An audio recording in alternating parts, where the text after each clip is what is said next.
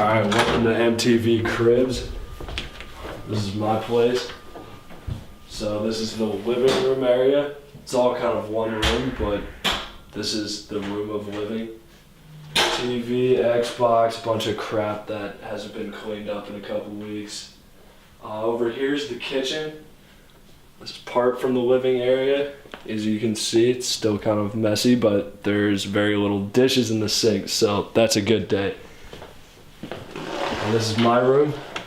Got my own bathroom. I only share with one other person now. Got a little bit of a lake view over here. Living in Chicago, got repping the Cardinals, of course. Gotta keep that up. Got my desk, got my bed, got my mini fridge. Don't really need much else.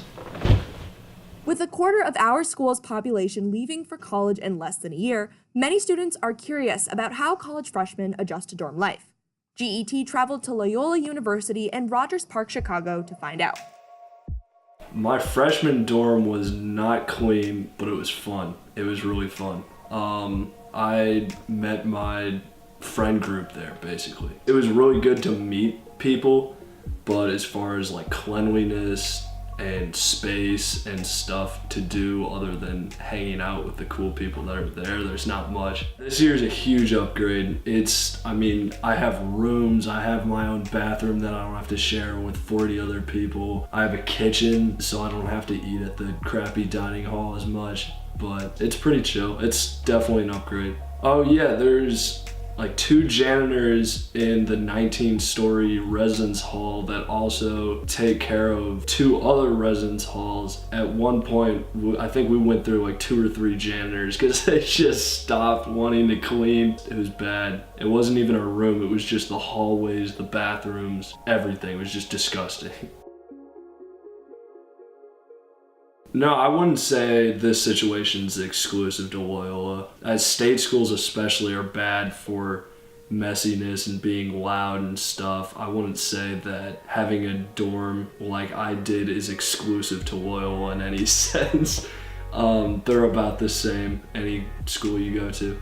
At first it's definitely really hard because it's a big life change, especially if you're moving. I went from Indiana to Chicago, so I lost a lot of my main friends from back home. But once you start to socialize and kind of get to know everyone that you live with, it starts becoming really fun. It took me honestly about a semester to find my actual group of friends though that I actually stuck with. I switched around about like 3 or 4 friend groups just because things were changing, fights were happening. Some people were more drama oriented than others and stuff like that. But it's actually a really fun time to meet a whole bunch of people and kind of learn what it's like to live with someone else, because that's also very interesting, and having a single room is very cramped and very hard to keep clean actually. Privacy, it really depends on the residence hall you get, but if you have the public bathrooms, it's not going to be very private. I've had several times where I was talking to roommates and I was in the middle of changing and stuff, and people would walk in while you're changing and stuff like that, so it's not very private. Second year, it's a lot more private. Once you have your own bathroom and stuff, that's really where most of your privacy comes from, and the more space you have, the more private it is, really.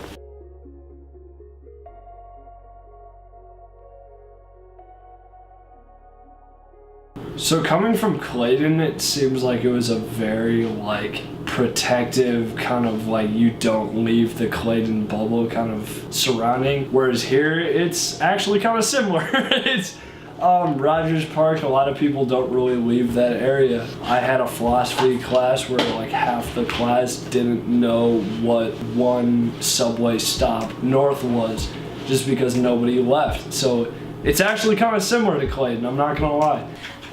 The living situation, it's nice to live at home because, your parents help you out with a lot of amenities, but it's cool to live by yourself because you just get to learn all these responsibilities, and it's nice to just be by yourself and have your own rules. It's shocking sometimes to know oh, now I have to do this by myself, now we have a kitchen, so it's we gotta do dishes, we have to do our own laundry, we have to make sure the room is clean, and we have to make sure we get up on time. That was hard because sometimes my parents would wake me up if I slept through my alarm, and now I don't have that, so I have to set multiple alarms on my roommates to wake me up. So yeah, it's a hard thing getting used to.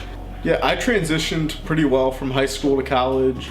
In high school, I went off and did a lot of trips where I'd be on my own for weeks at a time. So I didn't really have a problem being alone. Moving in with a roommate wasn't really a big deal. We both got along really well, and we're still pretty good friends. And now that I've moved on to my second dorm, it's a lot bigger. I have a few more roommates.